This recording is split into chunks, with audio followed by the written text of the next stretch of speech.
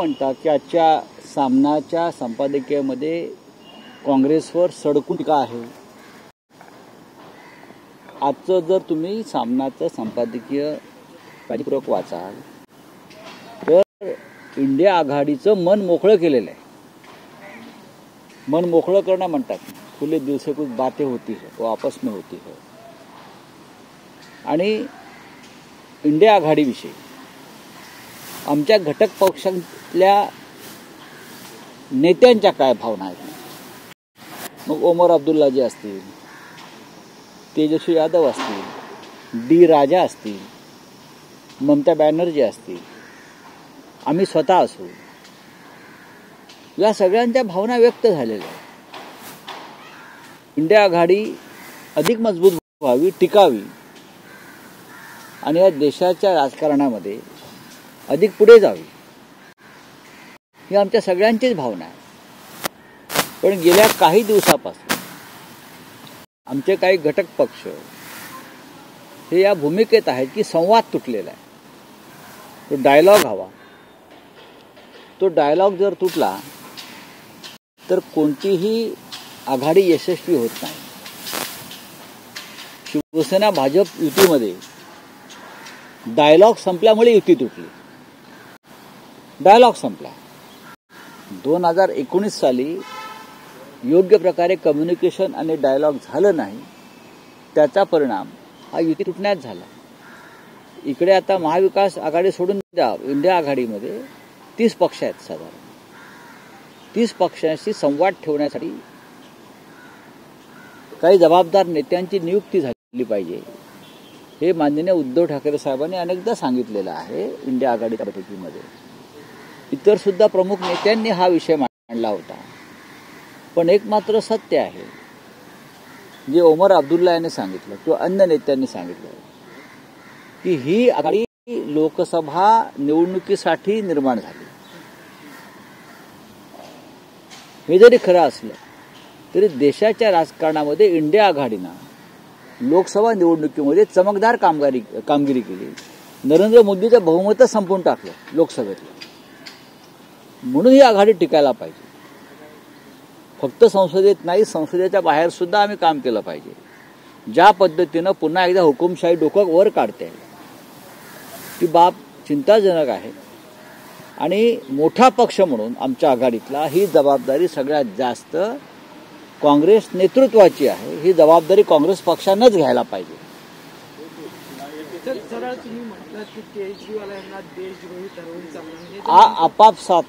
आपापसात घटक पक्षां एकमेकाविरुद्ध निवडणुका लढणं काय चुकीचं नाहीये. दिल्लीसारख्या विधानसभेमध्ये जर आप आहे, काँग्रेस आहे, आपण लढू शकतो. जसं आम्ही म्हटलं की महानगरपालिकेमध्ये आम्हाला वेगळा विचार करावा लागेल. पण हा वेगळा विचार करताना आपण आपल्या एकेकाळच्या सहकार्यावर किंवा भविष्यात पुन्हा ते आपण एकत्र येणार आहोत लोकसभेला असं चित्र असेल तर अगदी देशद्रोही ठरवण्यापर्यंत कोणीही आपल्या सहकार्यांच्या बाबतीत जाऊ नये, ही शिवसेनेची माननीय उद्धव ठाकरे साहेबांची भूमिका आहे.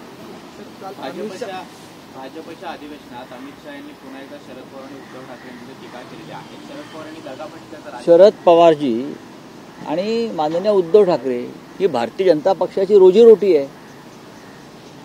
ही त्यांची रोजीरोटी आहे. दगाफटका कोणी केला?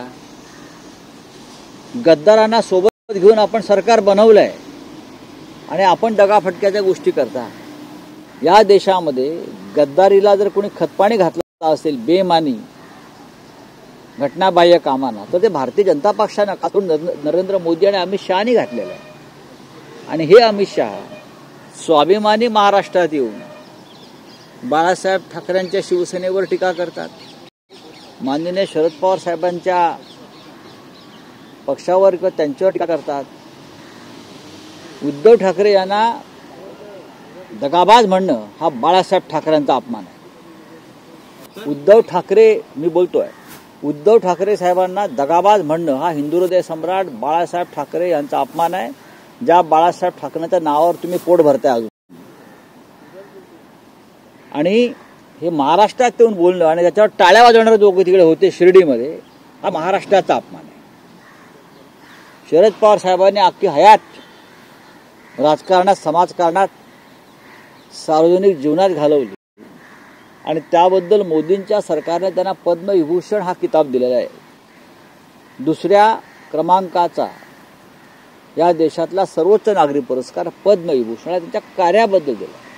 त्यांच्यावरती महाराष्ट्रात येऊन सडक्या शब्दात वक्तव्य करणं हे भारतीय जनता पक्षाच्या महाराष्ट्राच्या नेत्यांना आवडलंय का, हा त्याने खुलासा करावा. कोणीतरी बाहेरचे लोक येतात, ते असतील आज पदावर असतील, ते कोणी गृहमंत्री असेल, कोणी केंद्रीय मंत्री असतील, पण या महाराष्ट्राला एक स्वाभिमान आहे आणि ज्यांनी हा महाराष्ट्र घडवलाय त्याच्यात हिंदुहृदय सम्राट बाळासाहेब ठाकरेंपासून अलीकडच्या काळात शरद पवार साहेबांपर्यंत अनेक नेत्यांचं योगदान आहे. तुम्ही आमच्या राज्यात येऊन अशा प्रकारे टीका करता, टीका करायला तुम्हाला कोणी अडवलं नाही, जी भाषा वापरता आणि समोर बसलेले गुलामांच्या अवलाद टाळ्या वाजवते. ज्याने या महाराष्ट्राने मराठी माणसाला ताठ मानून उभं केलेलं आहे. लाज वाटली पाहिजे टाळ्या वाजवायला. परळीत पुन्हा एकदा आणखी एक सरपंच नाही बघा, हे परळीमध्ये जोपर्यंत या राज्याचे मुख्यमंत्री सन्माननीय देवेंद्र फडणवीसजी हे बीडमध्ये जाऊन आपला इंगा दाखवत नाहीत तोपर्यंत हे चालूच राहील.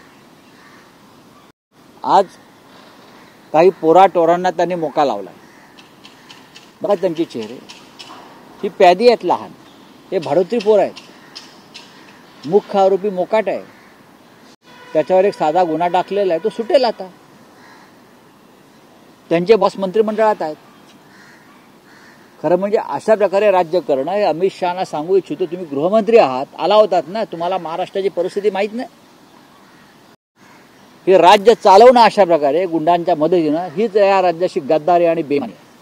सर, सक्षम महिलांनी जर लाडकी बहीण योजनेचा लाभ घेतला तर त्यांच्यावर दंडात्मक कारवाई केली जाईल असं छगन भुजबळ. ठीक आहे, त्यांचा सरकारचा प्रश्न आतापर्यंत घेतला बोलिये. मुंबई महापालिकेच्या शेवटचा है सामना संपादकीय के जरिए आज कांग्रेस को आईना दिखा है. साथ ही में आपने कहा है कि संयोजक भी बनना चाहिए ताकि यूनिटी बनी रहे. वो देखिए, सामना में जो बात आई है संपादकीय में, मैं मानता हूँ ये सिर्फ शिवसेना की या माननीय उद्धव ठाकरे साहब की बात नहीं है, ये मन की बात नहीं है. हमारे जो साथी है सब, जो हम एक दूसरे के साथ डायलॉग करते हैं, ये उनके मन की भावना है कि इंडिया ब्लॉक, जो इंडिया आघाड़ी जो है, इंडिया गठबंधन है, वो और मजबूत होना चाहिए. देश के सामने जो संकट है, समस्या है, सबसे बड़ी समस्या मोदी और शाह है. उनकी तानाशाही है, संविधान के ऊपर जो हमले हो रहे हैं, ये सबसे बड़ा संकट है. उनके खिलाफ अगर हमको लड़ना है तो इंडिया ब्लॉक और मजबूती से काम करने की जरूरत है, ये हमारी भूमिका है. लेकिन जरूर मैं ये मानता हूं, जैसे उमर अब्दुल्ला साहब ने कहा कि लोकसभा के लिए इंडिया गठबंधन बना, मैं ये नहीं मानता हूं. जरूर लोकसभा चुनाव के लिए बना था, हम चुनाव अच्छी तरह से लड़े और मैं मानता हूं नरेंद्र मोदी जी का बहुमत खिसकाने का काम हमने किया, ये हमारा विजय रहा. उसके बाद इंडिया आघाड़ी की कोई बैठक नहीं हुई, ये दुर्भाग्यपूर्ण है. और ये जिम्मेदारी बड़ी पार्टी या बड़े भाई गठबंधन में होने के नाते कांग्रेस की है. कांग्रेस की जिम्मेदारी हमारी नहीं है, ये कांग्रेस की जिम्मेदारी है. तो आने वाले दिनों में अगर इंडिया गठबंधन बचाना चाहते हैं और ताकतवर बनाना चाहते हैं तो सबसे पहले एक दूसरे में डायलॉग होना चाहिए, संवाद होना चाहिए, बातचीत होनी चाहिए. जो हम एनडीए में हमने काम किया है, हमको मालूम है.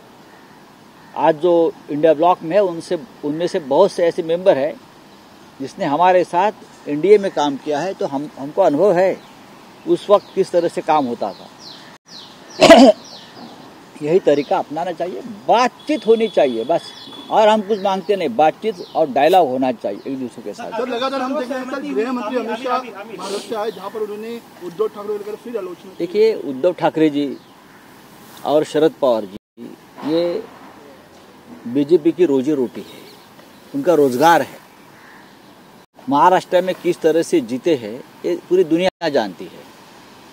और इसीलिए तो ये देश में ये सब कुछ चल रहा है, इसलिए तो नरेंद्र मोदी जी को ट्रंप ने शपथ ग्रहण को नहीं बुलाया ना। यहाँ लोकतंत्र की हत्या हो रही है, यह सब कुछ हो रहा है, खत्म हो रहा है। इसलिए तो अमेरिका ने हमारे देश के विश्वगुरु को वहाँ शपथ ग्रहण को नहीं बुलाया। आपको मालूम होना चाहिए। अगर बीजेपी यहाँ चुनाव कैसे जीती है ये देखना चाहिए चाहते हैं तो मेरा अमित शाह जी को एक न्योता है, आप सोलापुर डिस्ट्रिक्ट में मरकड़वाड़े में आइए, वहाँ के लोगों से बात करिए और फिर बोलिए हाँ हाँ हम सचमुच जीते हैं और हमारे कार्यकर्ताओं के और विचारधारा के ऊपर जीते हैं। महाराष्ट्र में आकर उद्धव ठाकरे जी और शरद पवार जी के ऊपर इस प्रकार से बात करना ये राज्य का अपमान है। आप दगाबाजी की बात करते हो, आपने सरकार ही दगाबाज को साथ लेकर बनाई है, तो आप दगाबाजी की बात मत करिए। और अमित शाह जी के भाषण पर जो लोग तालियां पीट रहे थे ना, वो महाराष्ट्र के स्वाभिमान के लायक नहीं है। मुझे शर्म आती है ऐसे लोगों पर जो अमित शाह जी के भाषण पर तालियां बजा रहे थे। चले संसद तक हमारी सरकार होनी ये तो यही तानाशाही है ना। आप इस देश के लोकतंत्र में जो विपक्ष का महत्व है वही खत्म करना चाहते हैं। और कैसे?